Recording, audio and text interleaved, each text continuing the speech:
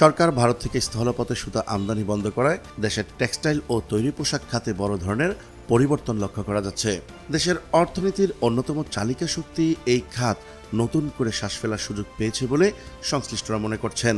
দীর্ঘদিন ধরেই দেশীয় স্পিনিং মিল মালিকরা সুতা আমদানির কিছু অনিয়ম নিয়ে অভিযোগ জানিয়ে আসছিলেন। দেশের উদ্যোক্তাদের দাবির পরিপ্রেক্ষিতে কার্যকর সিদ্ধান্ত নেয় দেশীয় উৎপাদকরা আশার আলো দেখছেন বলে এই খাতের ব্যবসায়ীরা মনে করছেন। এবং কিভাবে ভারতের বিকল্প সুতার উৎস চীন, পাকিস্তান, উজবেকিস্তান ও যুক্তরাষ্ট্র হয়ে উঠল তা জানাবো আজকের এই ভিডিওতে। চলুন শুরু করা যাক। বাংলাদেশে তৈরি পোশাক শিল্প আরএমজি খাত দেশের মোট রপ্তানির আয়ের প্রায় ৮০% বেশি অবদান রেখে থাকে। এই বিশাল শিল্পের কাঁচামালের একটি বড় অংশ হচ্ছে সুতা।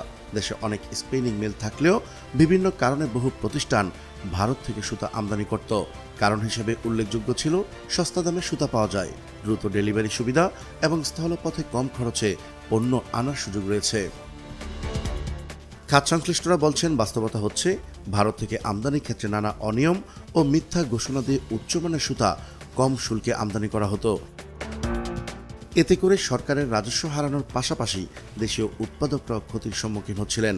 স্থানীয় স্পিনিং মিলগুলো পূর্ণ উৎপাদন ক্ষমতা ব্যবহার করতে পারছিল না, ফলে মিলগুলো লোকসানের মুখে পড়েছিল এবং অনেক মিল কার্যক্রম বন্ধ করে দিতে বাধ্য হচ্ছিল।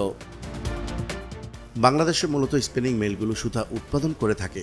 বর্তমানে প্রায় ৪৫০টিরও বেশি স্পিনিং মিল রয়েছে, যার বেশিরভাগই বাংলাদেশ টেক্সটাইল মিলস অ্যাসোসিয়েশনের সদস্য।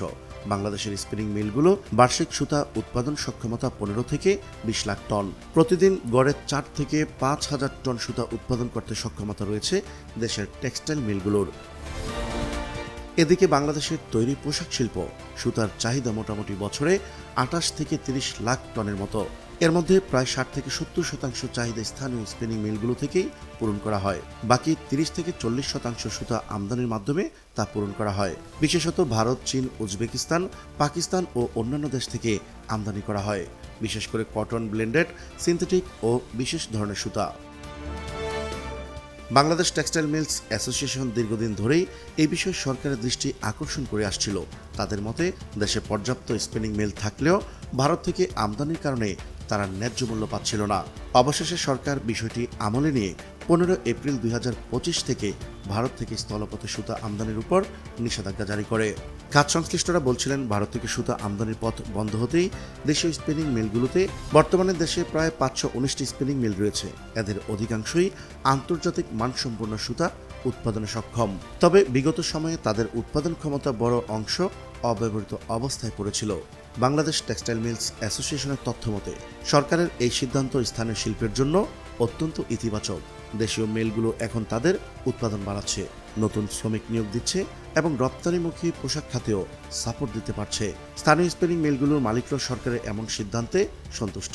এতদিন কম দামে ভারতীয় সুতা বাজার দখল করেছিল, কিন্তু এখন স্থানীয় মিলগুলো প্রতিযোগিতায় এগিয়ে আসতে পারছে এবং সুতা উৎপাদনে আত্মনির্ভরশীলতা তৈরি হচ্ছে।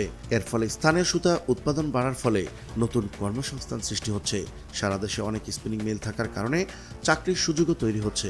বিশেষজ্ঞরা বলছেন, শুধু কর্মসংস্থানই নয়, বরং স্থানীয় উৎপাদন বাড়ায় দেশের বৈদেশিক মুদ্রার উপর চাপ কমবে।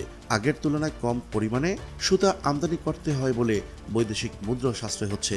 একই সাথে সরকারের রাজস্ব আদায়ও বাড়বে। প্রিয় দর্শক, আজ এ পর্যন্তই। দেখা হচ্ছে পরবর্তী ভিডিওতে।